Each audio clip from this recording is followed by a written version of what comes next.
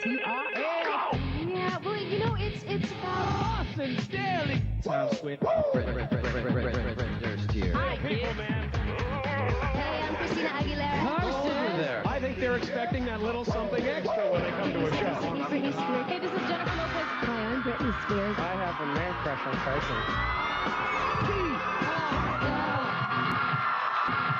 What's going on, everybody, and welcome back to the A Show 205 in Park. Back again. Justin in the building here, and I got two special guests. My co-hosts for this week, Mills, is off on vacation. We wish him the best on this private yacht right now.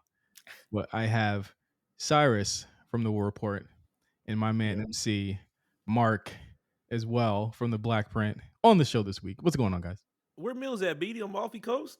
Yeah, well, you know how he is.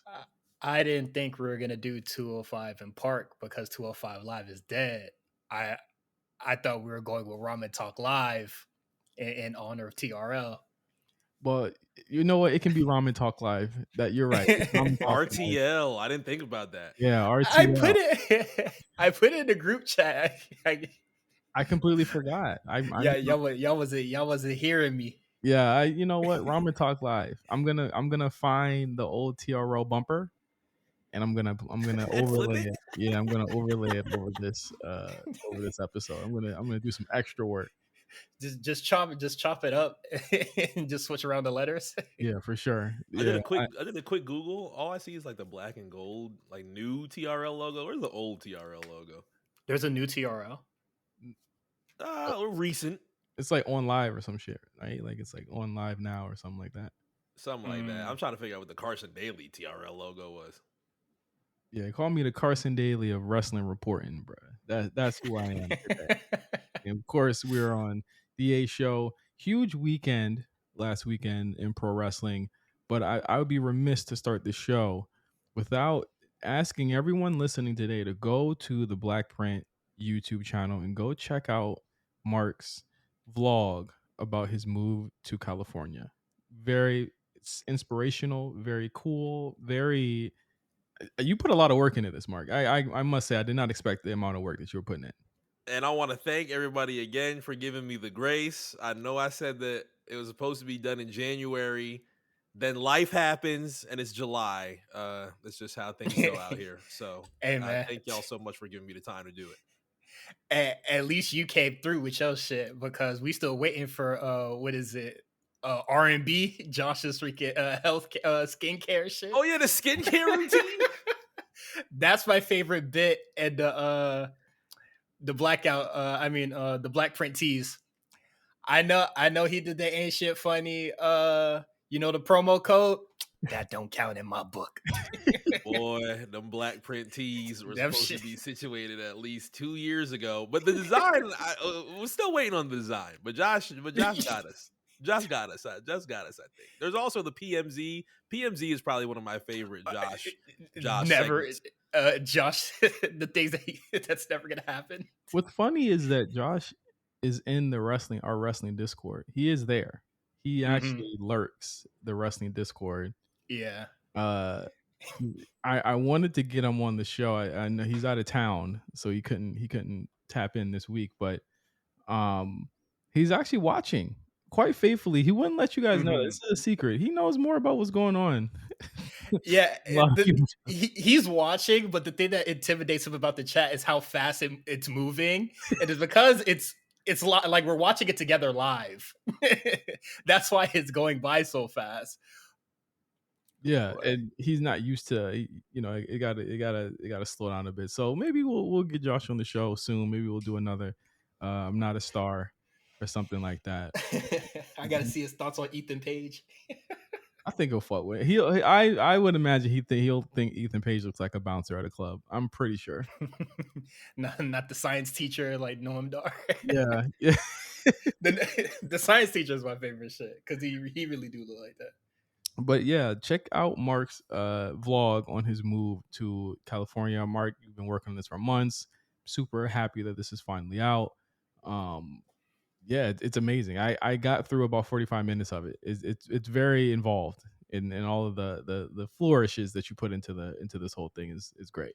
Thank you, bro. I wish that we could have approached it from like more of a, but then again, it's kind of tough to try and approach from a content experience because you're trying to make sure that you get to California on time so that he can go home, so that Shaq can go home. So I was just like, okay, we kind of can't spend too much time out in the cities that we're at and the states we're in to try and like record everything. If it was a big content weekend, then yeah, I probably could have had a lot more video, but Oh man, nah, you should have just did the shit where you just have like the camera just pointed out the window and just nature. like a GoPro on the top of my head. No, because you're driving, so I don't want to GoPro on your head. But just seeing the city as you're driving by, like how movies do it and shit. Like I don't think at least from like road trip content, I don't think that it needs to be like, all right, this is what we did while we were in the city for like 16 minutes. Like, oh, you mean like we had the like truck leaning stop. you mean like leaning out the window and just like, man, I wonder what it's gonna be like. Then with the guitar playing in the background and shit. Not leaning out the window because I think that's dangerous. But yes, something like that. I'll have that for the next go. I said it on the bonus too. I think it really is once in a lifetime. I don't know if there's any scenario where I'd want to do that twice, but it would be a good twice if I do it twice. Do it again. Just do it again. I don't redo it. Well, yeah, I'm about to say redo it and reverse from California all the way to Florida. That's a lot. That's a dedication. We'll do it for Mania. Man, Mania. Oh, Vegas, that's easy. Mania Vegas has to be like the encapsulation of what we wanted it to be for Tampa 4 years. Yeah. But when recording the vlog, the cutoff point for recording is like 8 p.m. Oh, yeah. All content stops there. All content stops at 8 p.m. That's kind of why I want those. I want those spectacles for that reason, man. Like those obviously Snapchat is dead for the most part, but those Snapchat spectacles that you can just record and it's just on your glasses and you can get like the real first-hand view of what's going on. That's really fire. Is it $300 fire? I don't know if it's $300 fire, but it's a great idea. Mark, I think it's literally, Mark, you bought the new iPad and you sold it in like 2 weeks. So 300 means nothing to you. Hey, he got the 300 back, but I get what you're saying. Well, it wasn't fully straight 300. You know, everything you can pretty much break up into installments these days. You know what I'm saying? I'm an average guy. You know what I'm saying? Standard. I think it's worth it if you're gonna get your money. Like if you're gonna use it for content, you're gonna get that like return back. So I don't think that's bad. But yeah, for a regular motherfucker like me, I'm not seeing no return on that investment. I mean, it might be nice. It's just a firsthand. I've never really taken too much view, like going onto YouTube and seeing when people are recording with spectacles. But when that original promo was going on, I was like, wow, this could be really fire going to wrestling events, doing any type of content, meeting people. Imagine wearing them though. I don't think too many people know, like, yo, this nigga got spectacles on. This nigga's the feds. Like, I don't think too many people know what's going on. They're not gonna think you're the feds. They're gonna think that you are like not cool with those on because they don't look like cool glasses. Like Offset's trying to make them look cool right now in his little commercial for like the Meta spectacles or whatever, and they look just awful. They look like cheap ass. Even on Offset, they need some fresh frames. Nah, they need to make them look like buffs. I knew your ass was gonna say that. They need to make them look like buffs, and I think that then I'll respect the spectacles at that point. We need to have buff spectacles, man, or Lokes. You know what I'm saying? Like the Loke spectacles. Like we need to have them look like something that you would actually wear outside. I think that's a lot of the issue with a lot of tech shit. Like I'm gonna be real, man. Apple Watches don't look cool to me. And I think that's why, like, I bought one and I never wore it. Apple Watches do not look cool on your arm to me. They look. They don't. No wristband or whatever joint that you could get that'll make it look cool, and I hate that. Yeah, like more power to people who like, rock with where what I'm saying. Apple Watches. This isn't a diss to you. Them shits look disgustingly. They look like toys. No diss, but they look disgusted. Yeah, I thought that I was actually gonna not miss having a watch because I ended up. Here's my timeline: traded my Series 7 watch, got the iPad, was so bored with the iPad, gave the iPad back, went back to the watch because a month without the watch, I felt so naked. I have to have something on my wrist. Mark. Do you? Yeah, like, do you really? I do. That's what I truly. I was like, you know what? Anything that I usually wear, that I usually go out, I kind of got used to having this on my wrist. Now that it's not there, I feel like there's something that's missing.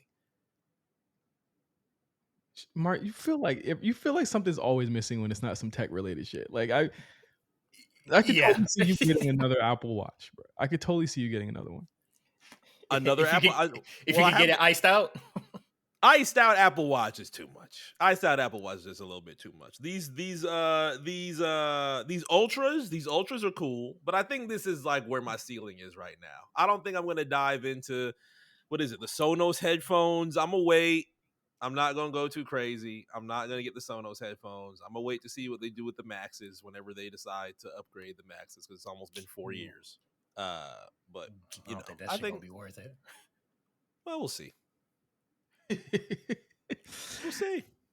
Yeah, I don't know, man. I can't rock with it. I'm not really like a big like shit on my wrist type guy anyway. I feel like it's just extra shit. You never been like not beads on your wrist, but you never had like rubber bands on your wrist just to have some on your wrist?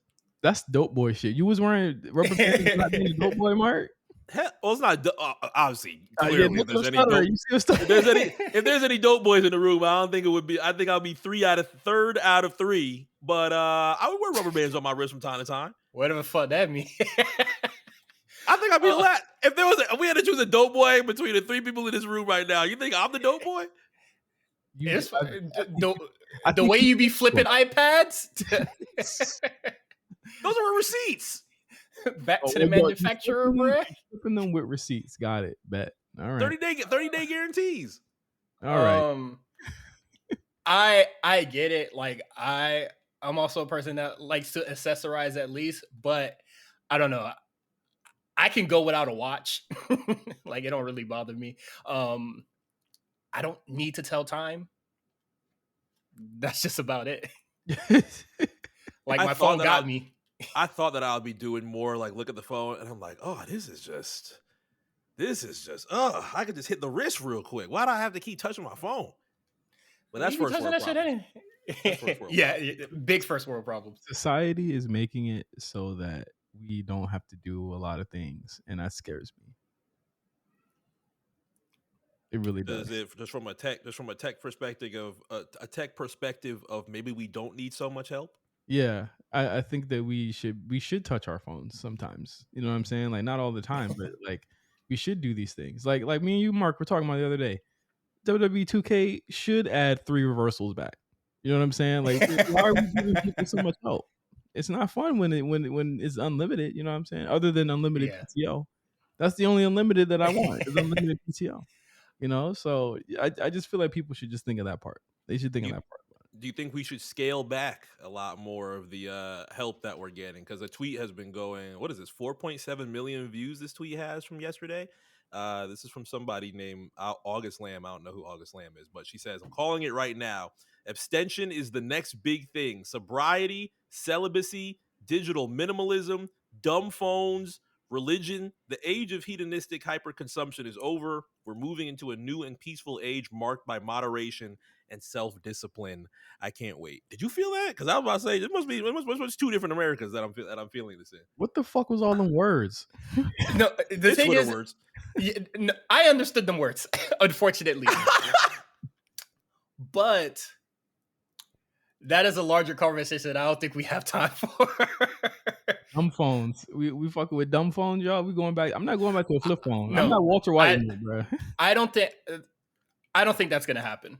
But I do think that you see it a lot on TikTok where like the Y2K thing is like kind of like circling back, but I don't think it's ever going to circle back to the phones part. But I do think that the digital minimalism is going to go down a little bit. Celibacy, I don't know, but I do see like a lot of the trends that we have going on currently kind of like slowing down. What was the other words that was on that shit? What is it? Like digital minimalism, I get that. Sobriety. Sobriety, yeah, we're seeing it with a lot of our friends already.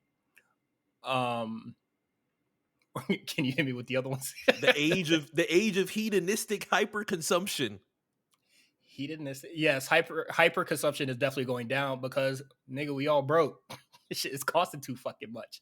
So that one is more of a forced evolution, because if I could buy some shit, I would.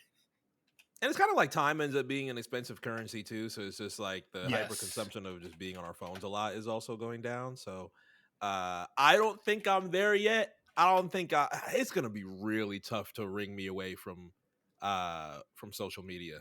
I come from, I mean, all three of us come from forums, blogs. Like that's just instilled in our damn blood at this point. I'm 9 years old on a damn gaming forum looking at shit. So it's gonna be really tough to try and like reel some of that back sometime. I don't think it's just gonna be like I only go on social media like, twice a day type shit. I think it's just more of just like, I'm not gonna engage as much on Twitter. Like I'm just gonna look and then not really participate in any conversation. More like lurking than anything. I lurk a lot more. I actually been tweeting more this month than I have in months, but that's just because there's so much stupid shit going on. But which we'll get to. But I don't know. I think that yes, there is a idea that we're gonna go back to normal, so to speak, as much as we can. But I think that there's so many people that are. It's just so easy to believe everything, bro. I think honestly, niggas just need to wipe Twitter, bro. They just need to wipe it. It just needs to go down one day. It needs to go down one day. I think again. Do. I think that once people start to really see that a lot of this shit on here is bullshit, like, people just lying, fake news, not fake news in that way, but bold, like it's just bold text and people just believe bold, like any infographic with like bold text on it. Like once you realize that everybody's really fucking lying, you kind of interact with the shit a lot less. Oh, 100%. But let's get out of the Black Mirror. And let's go into this weekend in wrestling. Of course, we had two major events over the weekend in Toronto: Money in the Bank, and of course NXT Heatwave. Of course, as you all know, Cyrus does review NXT and begrudgingly AEW every week on the War Report. But I wanted to get into some kind of like some like broad swings on Heatwave, because I know you'll be talking about that in a couple of days. I don't want to have you retreading the same ground. But Heatwave, a bit of I guess a lot of controversy coming out of it for the Saul Ruca and Kalani Jordan match that has, again, out of nowhere. I did not expect this match to get this much like attention either way, positively or negatively. I watched the match and I was like, that was fine. I think that there were 3 points I said. I said these two need to work on actually telling a story with their faces and what they do in the match. I think that those moves are cool, but then, you can't do that all the time. And 3, I just think that Kalani needs to really work on being like a baby face that has fire. And that's what I came out with it. And then I go online, I'm like, it was awful. It was a ripoff. It's a classic. It's the best women's match of the year. It's one of the best women's matches. I was like, what the? And honestly, that goes back to what we were just talking about, how like everything is just like times 10 when you go online. But what were you guys' thoughts on the controversy surrounding this match, so to speak? You could go first, Mark. I thought it was fun. I think it speaks to a lot of the things that you hear that are positive about how NXT builds up people that, didn't have too many interests in wrestling and had different backgrounds and had different sports that they were involved in. And then you give them a couple months to actually develop and try some new things out. And then here you go. You end up creating a match that can actually invoke opinion out of somebody. I think it would have been the worst if Sol Ruca and Kalani Jordan end up putting on a match. Kalani retains her NXT North American Championship, and then nothing comes out. And then there's not much opinion, and it's just fine. It gets average, and it doesn't really invoke anything. I think it's positive to even invoke things that are bad as far as emotion out of that. So there are things that could be worked on in the match. I did enjoy parts of the match. I did enjoy parts of the match with Poison Rana, the damn 450 clothesline, the high risk dives that do happen between the both of them. I think for the one thing that I really want out of Kalani Jordan is I hear and read how much of an interest that she has in just being influenced by Rob Van Dam. I would love to see that implemented in a little bit more of her offense, other than the split-legged moonsault. Obviously, Rob Van Dam is a fucking anomaly, so it's kind of hard to try and make sure that you can match it at least a little bit. But I would love to see it going forward. Rob Van Dam is an anomaly for someone like him, but I feel like if you are you're a gymnast, that shit should come easy. Yeah. Like I feel like a lot of people weren't really as like flexible or a gymnast to Rob Van Dam's level at his time, because you had a lot of dudes that were just big and then either were powerhouses or just didn't really work like that high flying style. Mm-hmm. But Kalani Jordan is somebody that I feel like can easily emulate Rob Van Dam with her athleticism alone. Yeah, we just need to get there.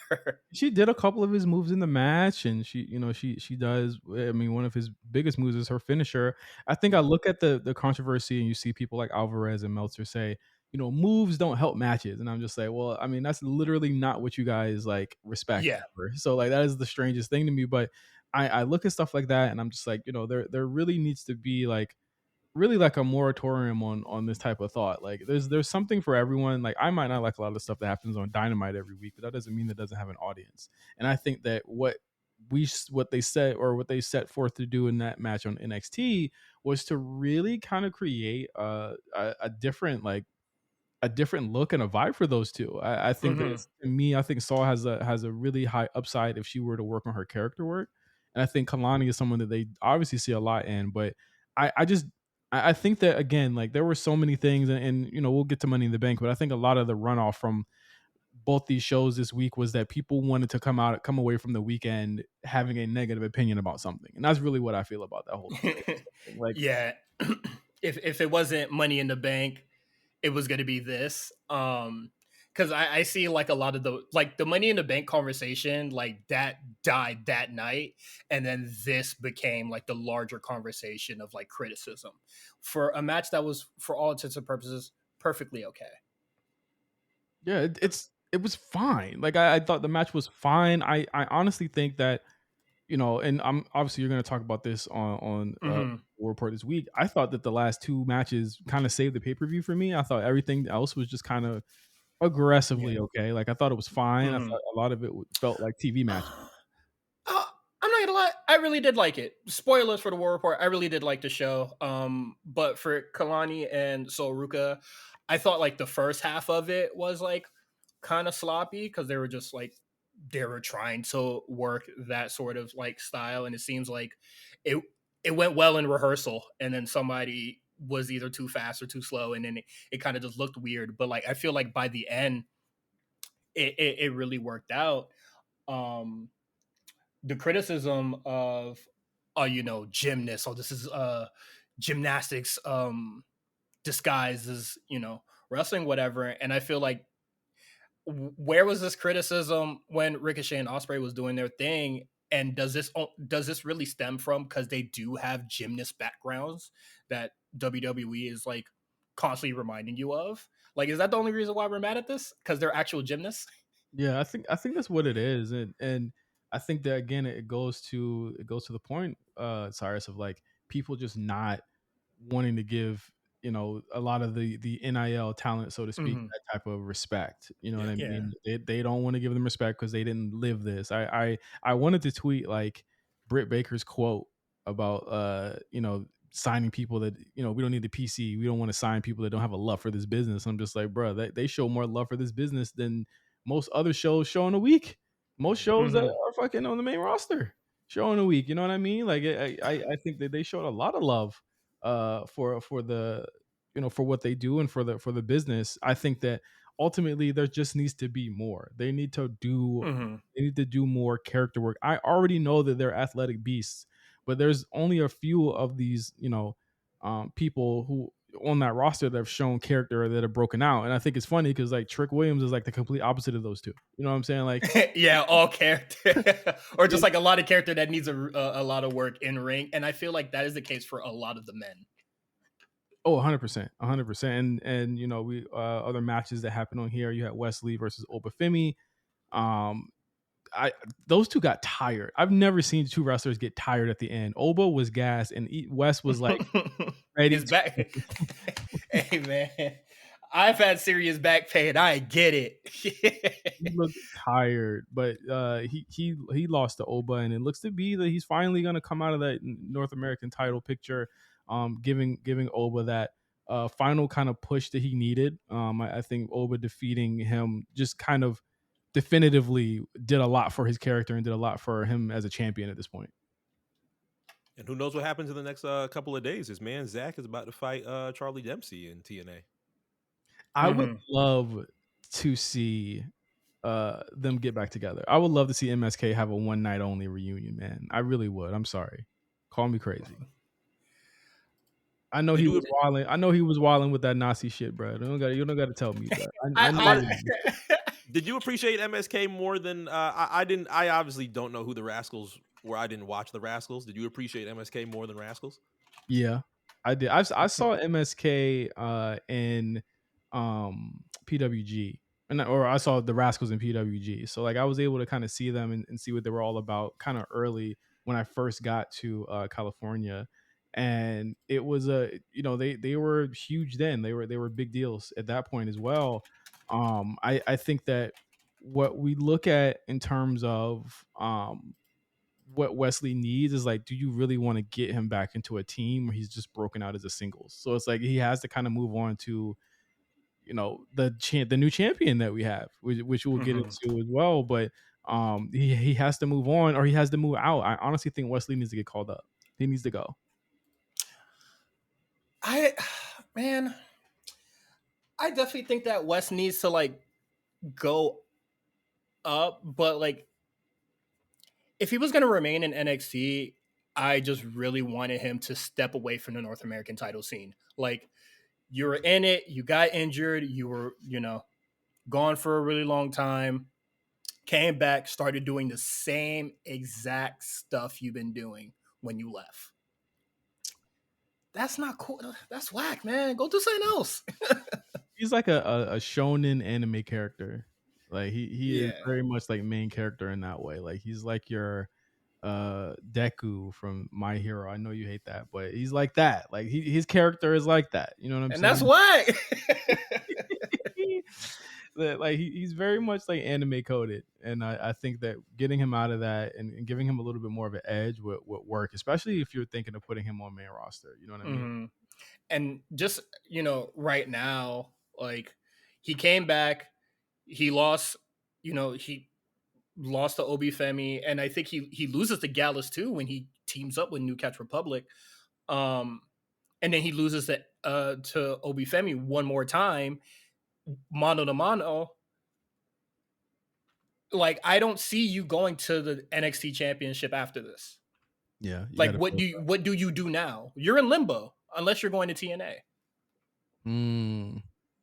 I would not watch any of that, but exactly, I'm not watching any of that.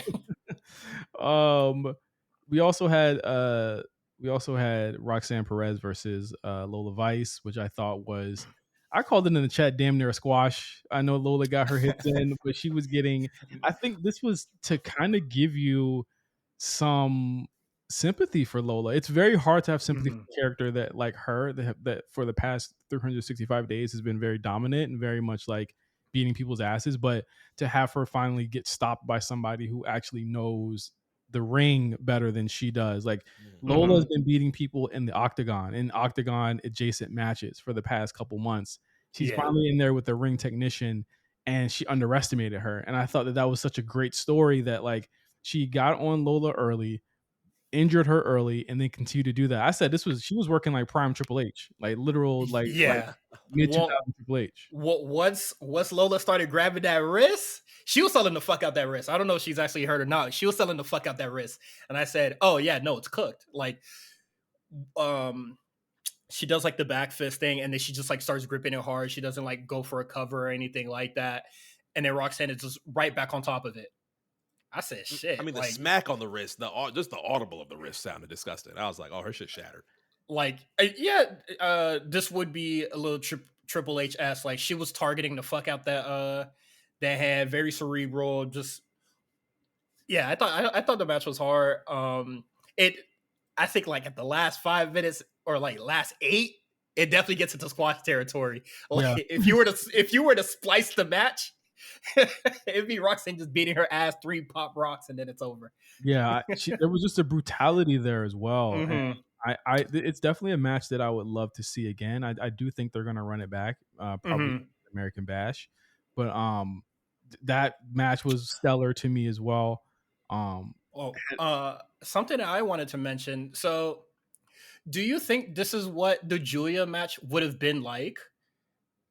Because Julia also messed up her wrist. Do you think this is how Roxanne probably would have won that match as well? I think that honestly, now that you say it, she could be like, well, I've done the targeting of the wrist before 2 months ago. Maybe this is just a clue as to like her getting ready for that. You know what I'm saying? Like there's definitely conversation that we've had in our chat about when and if Julia comes in the next couple of weeks, what that would look like and how it would be if she beat Roxanne. And I honestly think, like, why not just pull the trigger? Like, if you really believe that Julia is that next one up, like, pull the trigger. It doesn't have to be a long reign. It could be something where it's just like, hey, Roxanne has now kind of up leveled to a place where she is like the top women's heel, and she actually looks like it. It feels like it now. I think with Lola, my big thing with Lola right now is that, like, she cannot go back down to facing Fallon Henley and shit like that. You know what I'm saying? Like, she can't go back down. She has to stay where she is. So, like, she has to stay in that picture. So they need to give a woman there that's comparable to those skills, because I feel like right now in NXT there's the Kalani tier, which has like Fallon, and it has Saul, and it has Jada Parker, and then there's a tier below that has like the Jasmine Nix and the JC Janes, and then there's the Roxanne tier, which is like very like thin air up there. Like, it's very few people that can cross that. So I'm wondering where they slot Lola after this. Shit, we'll see. Yeah. Then we had the main event, which I thought was the best match on the show. Surprisingly, I didn't have any expectations. I had zero expectations going into this. They shattered it. I thought that, kudos to Javon Evans, kudos to Sean Spears, which I never thought I would say, and I've honestly been very high on Ethan Page, and I think that, and I've said this before, like, this is his this is his prove it era. Like, this is his show me why we signed you era. And I think that he has been delivering for this brand in a lot of ways, Cyrus. Like, I feel like they needed a heel that could talk. They needed a guy that could work. They needed a guy that people could base off of. And they needed somebody that the crowd will consistently boo from the moment he steps in there. And he's taken on that role, and he's like killed it. I think he's killed it in these past 6 weeks. Absolutely. I don't know which HBK story this is for Trick Williams, but I definitely think that Ethan Page, like, doing what he did here is fantastic. And what people told me what he was going to be when he signed to AEW, I'm seeing it here. Yeah. Yeah. Because I don't know what the fuck he was doing when he was over there. It's like, this motherfucker has potential like no other. He could talk like no other, and he could really work. Yeah, for you to say 6 weeks, and 6 weeks you're NXT champion, that's fire. That's pretty big. That's pretty big trust. That's pretty big praise there. I didn't know what. Obviously, I didn't watch AEW, so I didn't really know what his role was or his character was over there. But 6 weeks and you're NXT champion, I can't remember anybody. I can't remember what the fastest time it has been to debut into the company and be NXT champion at that time. Had to be KO, but I think he might have beaten that. I think Ethan Page might have beaten that. I think KO got the title in like the first 3 months. Yeah, because Kevin Owens was December. He came in on our Evolution. And then by February, he was facing Sammy, and then they called a match, and he was NXT champion. So that was around 3 months or so. Yeah, I mean, again, it's that timing. It's perfect timing for him, especially. I think that in the match, it's just a little stuff. I thought Javon. I really don't want to be critical of Trick in so many ways, right? I'm really a fan of Trick. I think Trick has a lot of work to do. Yes. And I think that it's tough to kind of quantify how important it is for him to work with these people and to work with these types of talents so that he can get the seasoning, so to speak, that he needs. Like, he sorely needs it. And yeah, with Ilya, Braun, Carmelo, like NXT, and Dijak also leaving as well. Like a lot of NXT lost a lot of their workers that really could have helped them get there. And I think NXT had the problem where you had Obi Femi and Trick Williams, who they were both trying to mask what they can do and what not, what they can't do, and it's just something had to give. Right. Yeah. And I think the give is you have to take the title off Trick because he is much better at chasing.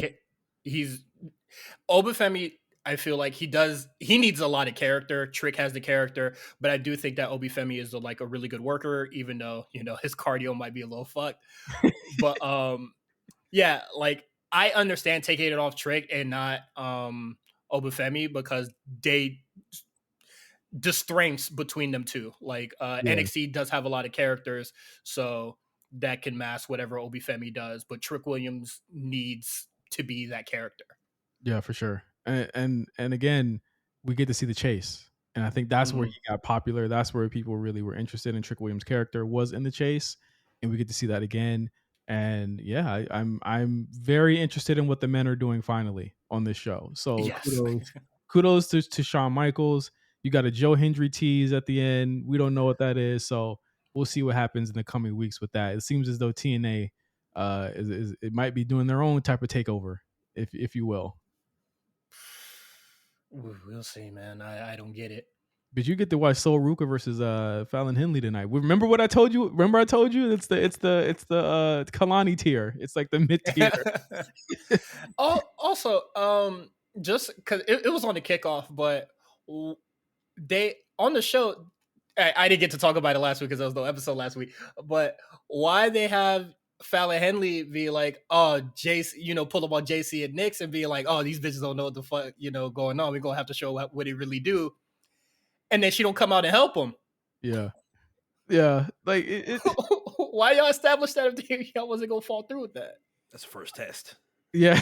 Do you really need me? That's the first test. Then you're going to hear toxic.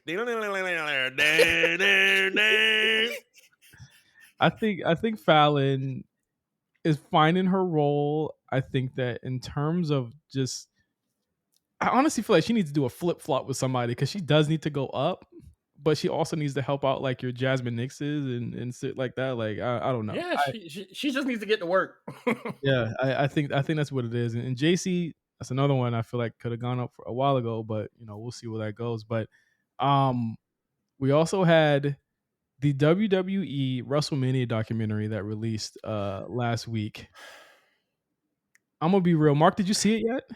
Still haven't watched it outside of what they've shown on clips.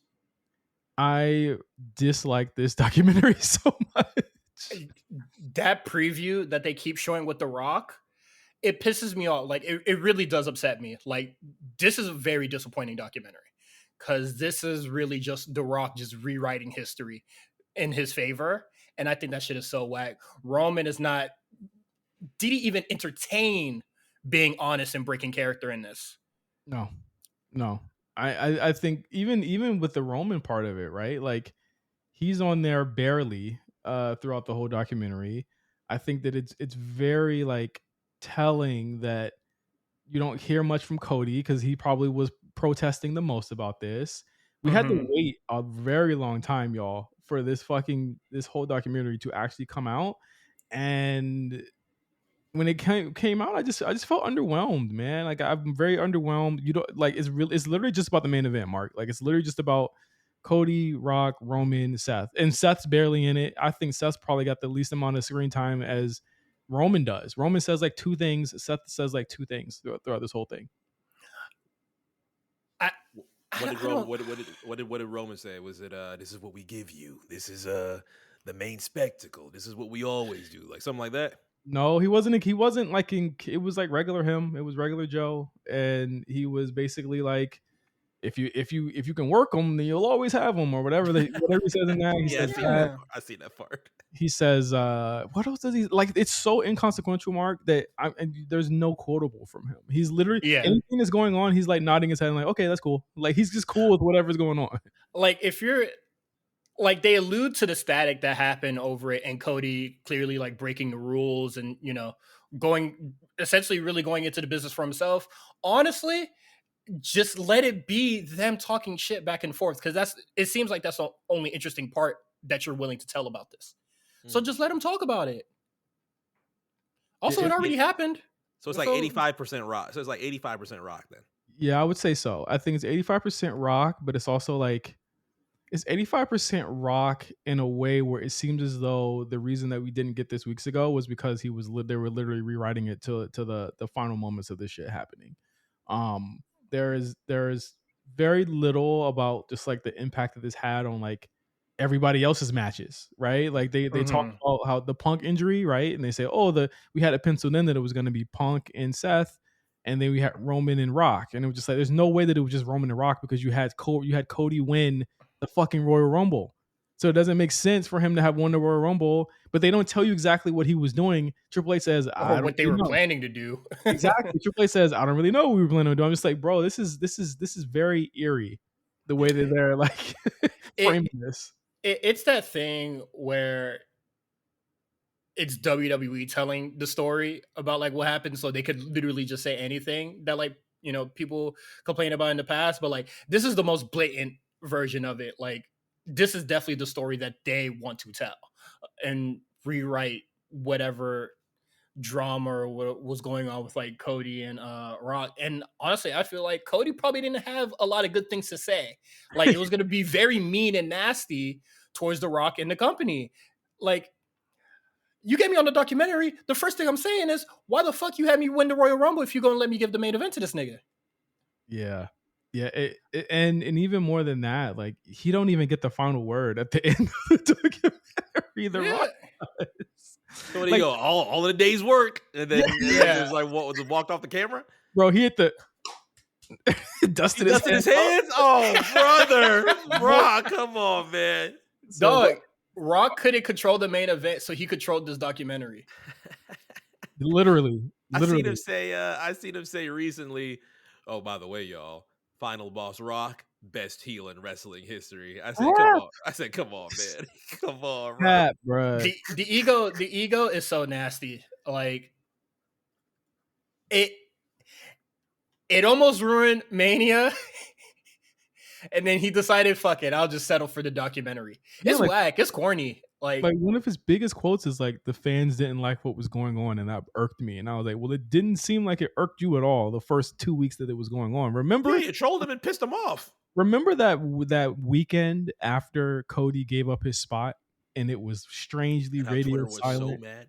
Bro, it was strangely radio silent on all ends of WWE. Remember, they didn't post. Yeah, they didn't post. Yeah, they said nothing the whole weekend. They were just like, we don't know what's going. Like no one was saying anything, and I thought that it was like very odd that they didn't talk about that radio silence. And I guess they were just looking at it like, oh, we were just trying to figure out what we were going to do. And I'm like, I don't think that's really what was going on. I think what was going on was that y'all was arguing, and Cody was about to drop the big leg and go back to AEW or some shit, because there's no I was cool with that. But bad documentary in terms of like WWE, just like really, really, really bad. Just everything about it. It was edited weird. It felt like it was 2 different shows. Like I honestly, Mark, wouldn't even recommend it. I'm telling you, bro. Yeah, no. It's a waste of an hour of your day, honestly. Start saying to keep watching ECW Living Dangerously 1998. Absolutely. Better time, better matches as well. So The Rock's not on the show, so yeah, fire. The Rock's not on there. Money in the Bank was a huge show. that happened on Saturday night. And I think one of the biggest things coming out of it that I want to talk about is the huge announcement. Triple H had said before the show that basically there was going to be something that happened on here that was going to change WWE forever, right? And Trish Stratus comes out. She announces John Cena coming out. The first thing you notice, I think the first thing everybody noticed was his shirt. Mm-hmm. His shirt saying that my time is up. And I'm like, what is that? What is he talking about, y'all? Like, what is he saying, y'all? And he comes out and he announces his retirement, and John Cena clarifies it throughout the night or during his promo, which it was like a good 10-minute promo, and as well as that ill-fated press conference that night as well. But he says that WrestleMania will be his last WrestleMania. He'll also be at Royal Rumble, Elimination Chamber, all live events, all big, I guess, PLEs that are happening next year, all the way leading up to December. He clarified it later on in the night, saying that he was doing about 30 to 40 dates, which is, I mean, if you think about it, that's the main roster talent. Yeah, that's full time. Yeah, that's as close to full time as you can get between all of his other commitments. But incredibly bittersweet announcement. I was honestly very shocked by this. We knew it was coming. We thought that it would just be kind of a silent kind of run, but not like a full, you know what I'm saying? Like a full like tour. But what were you guys' initial thoughts on John Cena's retirement or announcing his retirement? You got it, Mark. So for me, I started thinking about how quick 20 years passes by. Like I ended up stopping or falling out of wrestling around that online LOL Cena wins era. And that is like such a era that is far removed because you have your late 2000s, your early 2010s, which ends up being huge for Cena. And then you have your mid 2010s, which also ends up being amazing with Cena and his feud with AJ. I think about how many different generations of wrestling fans ended up growing up with Cena. Even seeing a meme that was like, yeah, 5 years old watching John Cena debut, and now I'm 25 watching him retire. I'm like, that is pretty fucking nuts. I was a little bit older than that, but to be able to know how many different generations of wrestling fans that he ends up touching, I don't blame Cole when he says, like, listen, like, this is not hyperbole. This is not me living in a vacuum. This is the greatest wrestler of all time. And now we're going to be able to enjoy it for the next couple of months. Obviously, between Rumble, Chamber, Mania, those ends up being those first 3 months of pay-per-views end up being his last pay-per-views. But I feel like whatever's going to happen in these next couple of months, even leading to wherever he's going to have as his last match, which if he's going to dedicate himself all the way to December of 2025, then that means that it's going to end up being around the holiday areas. Those end up being big places for the WWE around that time. That's going to be huge. Yeah, and again, like this, like we mentioned, like this ain't no like skid bid. Like he's actually putting in the work. Like, and that's what shocked me the most is that like I just don't think like knowing how WWE does these types of things, it's about to be real emotional next year. But it's also kind of giving us an idea, and Cena has said it as well. Cena said that there's a bunch of people that he wants to work with, and that there's a bunch of people that are already beating down Triple H's doors to try and get a match with John Cena. Just one last match. What do you guys think, or who do you guys think should be considered, if you will, or be just give me like your top 5 John Cena matches for 2025? Man, Gunther for sure. Okay, you trying to murder this nigga, bro? Yeah, but absolutely. What did Punk say the other day when he was just like, man, first match back and y'all want me in Hell in a Cell? That's pretty much what you giving for Cena. Yeah, Gunther, Ilya, Braun. I want to see him pretty much face that new generation for real. I know, what is it? Cody would be cool and shit like that, but nah, man, I really need the Ilya Dragunovs and shit, man. Bro, you trying to make him face off against real beaters? Yes, shit. No, I'm saying like Pete Dunne. You know, Tyler Bates injured, but like, no, I want him to really face this new generation. I'm not like Seth Rollins is like cool and shit like that, but I don't want him to for this final run. Maybe for like the last like 2 months of it, or 3 months leading up to a really big match. It could be like somebody he's already faced before, but I want to see him face like this next generation. Yeah, I think my top 5 would probably look like, obviously Cody is one. That's something that they both want to do. So I know it's probably going to happen. Punk is another one. I think you can line the PLEs with his opponents, like, and just be like, remember the Ric Flair career threatening matches? It could just be the John Cena retirement rap matches, like the retirement tour matches. Like, I want to see Punk. I want to see Cody. I'd love to see. Drew would be dope. Dragunov would be cool. You're trying to kill this nigga, bro. And honestly, as crazy as it sounds, Roman one more time. Roman, I think that I think Cody, I think Randy is probably a lock to be his final opponent next year at Mania. But I think that Roman one more time, for him to go out on that note in December of 2025 in Madison Square Garden potentially would be really dope. Mark, you got anybody you want to add? I'd love to see Randy one more time. Randy would be interesting. Just based off I think that's gonna be an emotional match for a lot of people. But also, nobody said this yet. I want to see Carmelo Hayes versus Cena. Oh wow. Oh yeah, shit. I feel like there's some good 2000 SmackDown energy in there. I feel like there's some good 2000 SmackDown energy in there where you can have Carmelo versus Cena. Similar to like a Cena angle. Obviously, you don't have to do the ruthless aggression and the slap. But then didn't they already do that in NXT? Yeah, Carmelo Hayes did that to Adam Cole. So yeah, no, that would be a great match. So you want to be me, nigga? I am. I am him.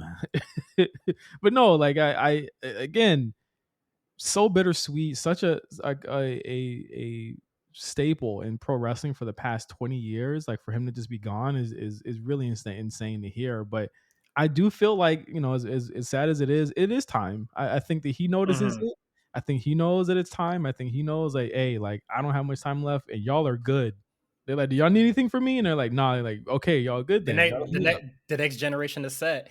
And I'm not gonna lie, when I saw the announcement, I was just like, oh fuck, man, he really retiring. That's crazy. Next day, I saw a fan cam on TikTok of John Cena, bro. I just tears started just building up. This shit is sad, son. Like, you really see the GOAT gone. Bro, that's 20 years of memories, bro. And retirement, I can only imagine what it is just from his mind. Like, think of all the wrestlers that have just tried to retire for the last couple of years, Undertaker being one specifically, where they're just trying to figure out, okay, what is this last match that I'm going to be able to try and do? And then the Goldberg one stinks. Then the DX one sucks. And then he's like, okay, well, it's COVID, so I'm just going to take the Boneyard match with AJ Styles. I think this is a really good one to go out on. And then we just zoom off into the distance from there. But it's hard. It's really hard to try and get those last couple of days to say goodbye and really and truly in the bottom of your heart feel good with it. And I think Cena is trying to make sure that happens. Not only that, is trying to make sure that he goes out in a way that nobody can ever speak on him in the next couple of years or in the next decade or so, to say, oh, he went out and had to make sure that his name was on top of the bill, on top of other names, and yada, yada, yada. He's a very giving person when it comes to this business. I think a lot of people see that. I think that's what accounts for him being the greatest of all time in a lot of people's books, and we'll be able to reap the benefits of that in the next couple months. Yeah. Well, he did that. It's funny that he made that announcement and dipped, because I was just like, oh yeah, he's for sure not coming back until like January. Like, so he literally just did that to say, all right, y'all, bye. And then like, he literally just did that to be like, hey, I'm out, but y'all know what it is. I'll see y'all later. I gotta go film Peacemaker season 2. So we knew what it was. I knew when I saw it, I was like, there's no way he's coming back this year, because he's filming that show for the rest of the year. So I was just like, okay, so 2025 is set. The Mania tickets is going up. All right. Them bitches is up and they stuck, bro. They're not going down. Wait, all right. So he said the next Mania is going to be his last. Yes. Very last Mania that he's wrestling at. Yes. But is that going to be the last show he's on? No. He's he's January to December. Yeah, I got to make sure I'm at every show. Yeah. I mean, who knows where that last show is going to be? I'm sure there's plenty of places in December. A lot of people think that if it's going to be in the holidays and they're usually in MSG around New Year's Eve or around Christmas, it's probably going to be MSG. I And would probably, MSG is gonna be packed to the fucking brim if yeah. Cena's last match is in Madison Square Garden. Mm-hmm. Mm-hmm. But Money in the Bank, the actual show, I thought it was a good show. It felt more like a bottle show where it was like, okay, we're building to what's going to happen in 3 weeks, more Yeah. so than like you have to like watch this match or this particular thing. I Isn't think that that what Money in the Bank always is? Like it's to determine the number one contender, more or less, or like a potential contender in the future. pe- people have hyped themselves to believe that Money in the Bank at times is something that I'm not going to say it isn't, but is something that is like, how do I say, like that it's Bigger than something what it where, is. yeah, like it's a big five, and to its point, like yes, it is a very important show. It is, it honestly lives kind of beyond the pines in terms of just like how important these types of shows are for the company, and what it does for revenue and shit like that. But I think that what they tried to do this year, and let's just talk about this, the Money in the Bank briefcase, because a lot of people have been saying this weekend, and a lot of people are really like big mad about Drew McIntyre's win during this show. I'm gonna be real. This briefcase has never been to elevate new talent. The last couple of people that have won these briefcases, they have not been elevated in any way, shape, or form. They are Also, very he said what he was going to do. not only did he say what he was going to do and actually like follow through with that shit, but like ultimately he, it was a situation where, again, people were thinking of like, because my thing is this, right, Cyrus? Why in the fuck would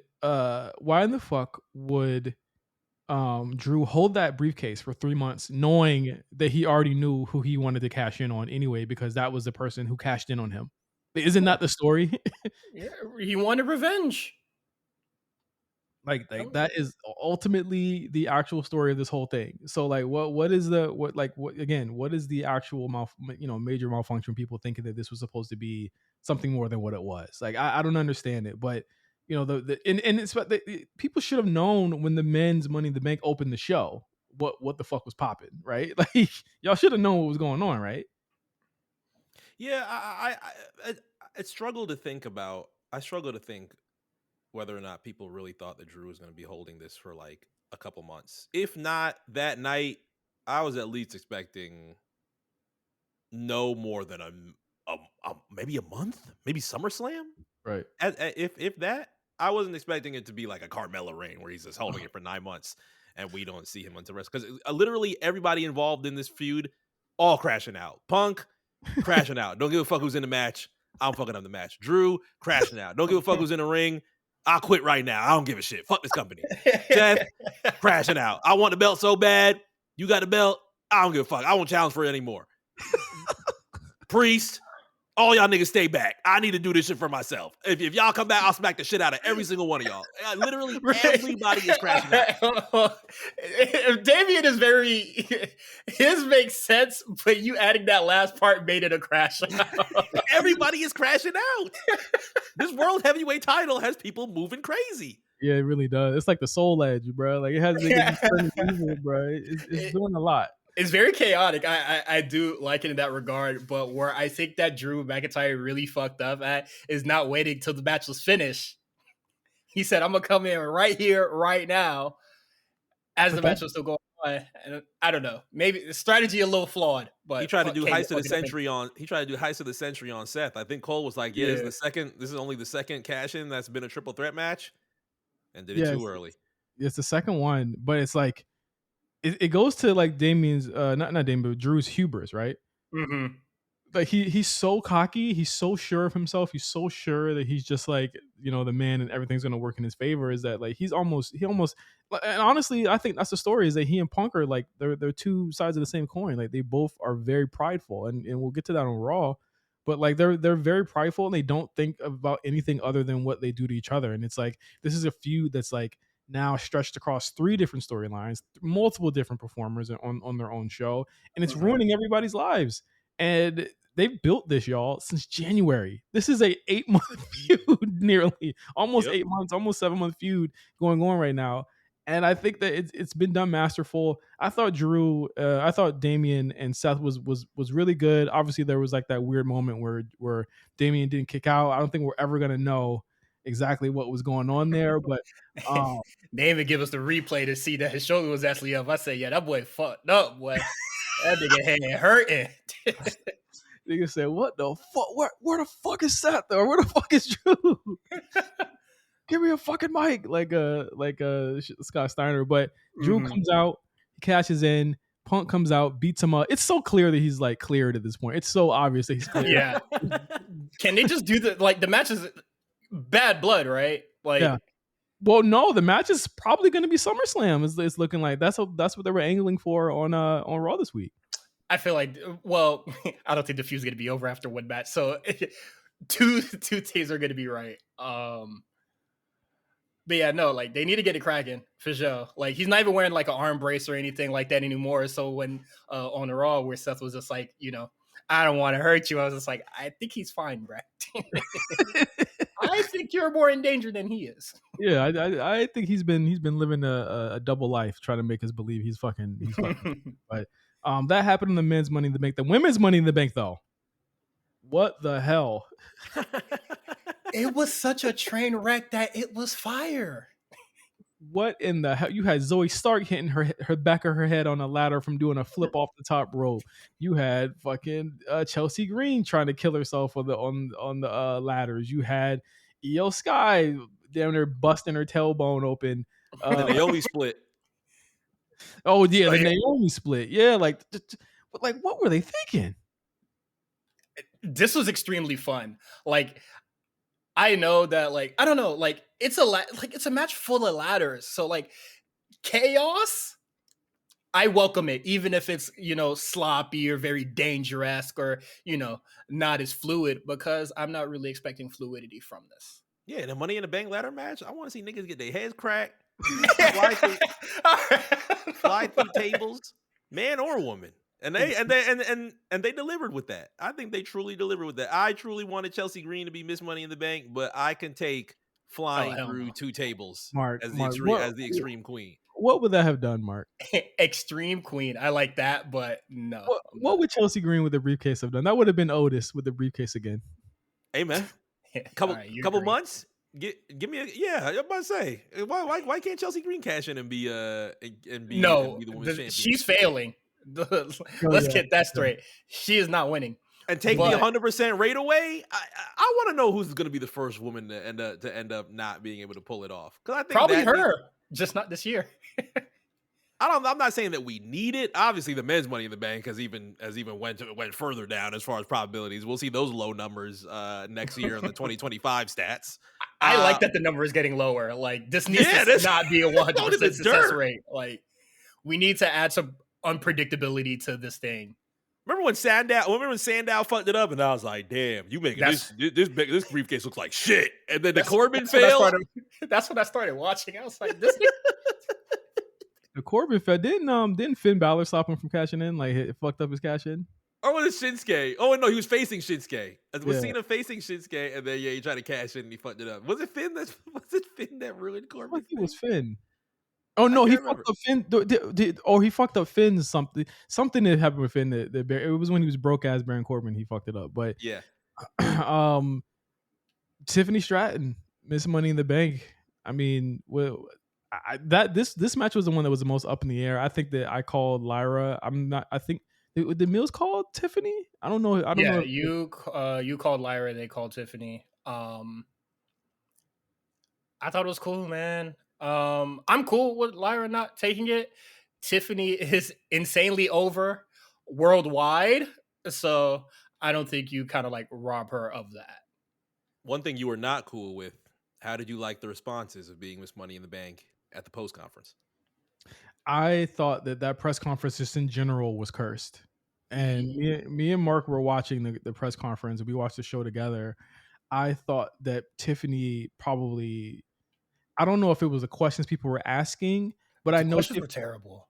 That was part of it. But I feel like with Tiffany, she has not learned to like, And honestly, I don't know what they tell them when it comes to that press conference, because you see people that are in character sometimes, you see people that aren't. More often than not, they're not in character. But Tiffany was completely in character and was not answering anything. She was like, "Well, you got to tune in to see what I do next." And I'm just like, "Well, no, that's."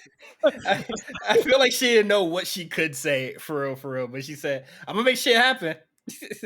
And couple that with the fact that like Cena had gone like what 10 minutes over time. Yeah. So everyone was. I think they booted Damien off of the press conference altogether. Damien was getting no respect on Saturday. Let's just be clear.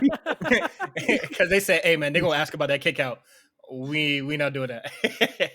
Like it legitimately was overtime. I get that Tiffany was probably rushed as well, but the questions didn't do her any favors. And I if I was her, I'd been like, y'all don't got any better questions than this?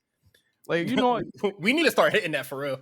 Yeah, like I'm not about to cash in on Nia, so like why would y'all ask me that? Like that doesn't make any sense. We just started getting teamed up together. Like, why would you ask that? I just thought that the questions were odd to me. Like, I get that you gotta ask about the Vince McMahon thing, but like they're not gonna answer it. And I feel like if you keep going at it, I feel like and they keep like saying and stonewalling it, I'm like, there's only so many times that headline's gonna get like a pop from people. Like they're gonna be like, okay, we get it. Like they're not gonna talk about it. Like it's either you walk away with something, or you're gonna walk away with WWE didn't say anything, and people are gonna be like, okay. Yeah. Now it feels good to have real journalists on the ground and asking the real questions. I'm like, I don't think you're gonna get something scathing and crazy from John Cena. Especially well, not even just Cena, like on the ongoing investigation, like I don't think they're gonna say anything that could possibly hurt the case. Like, why don't we wait until there's any further development instead of trying to get further development at the press conference? Yeah, and it is true. You're not the guy. You're not the guy to like really get that scoop. You feel me? Mm-hmm. Like, I know y'all want to really be journalists for real. They ain't gonna shake for you, bro. Not here.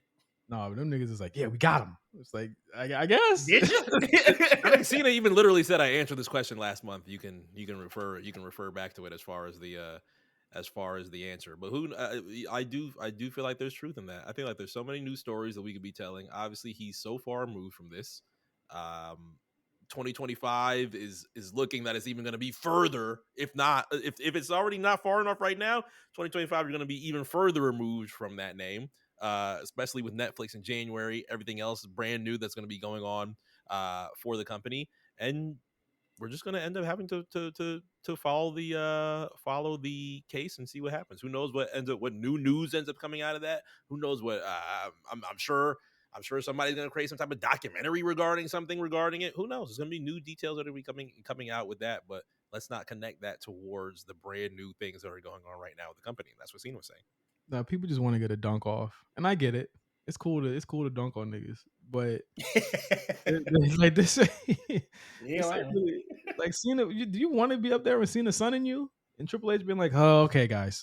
I just don't understand the strategy. What's the clergy system as it pertains? I mean, if it's worth it. I mean, if it's worth it. If it ends up fucking up, and then all the questions are now done, and everybody's looking at you like, "Oh, thanks. He's had to ask the Vince question." Well, I'm the real reporter. None of you guys were going to ask it. Yeah, it's crazy that like, oh man, the real reporters are the dudes that are not getting any answer at all.